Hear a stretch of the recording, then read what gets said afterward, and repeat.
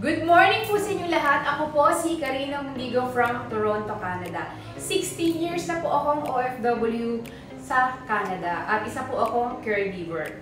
Nagsimula po ako sa business noong July 2020 at kumita na po ako dito sa business na ito part-time 6 million pesos. Simula po ako sa business during COVID.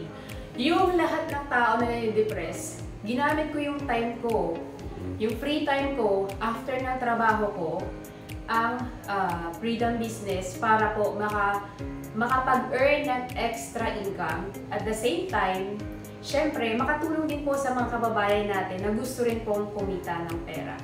So imagine nyo po sa umaga nagtatrabaho po ako at sa gabi naman po, ginagawa ko po itong freedom business para po kumita ng extra income.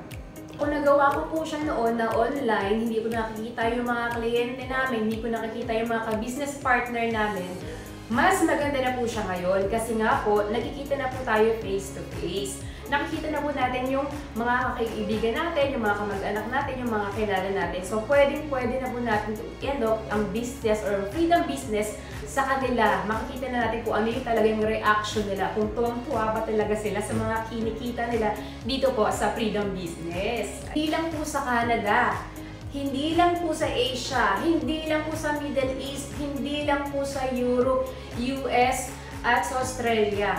Kahit saan man po kayo sa mundo, kung OFW ka sa iba't ibang bahagi ng lugar or ng mundo, pwede nyo pong gawin ang freedom business.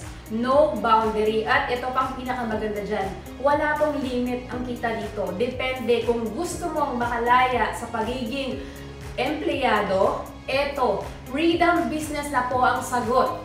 Kaya, join freedom business. Gawin na po natin yung business dahil dito, pwede kang kumita ng milyon at pwedeng maging libre ang iyong property na kukunin din po.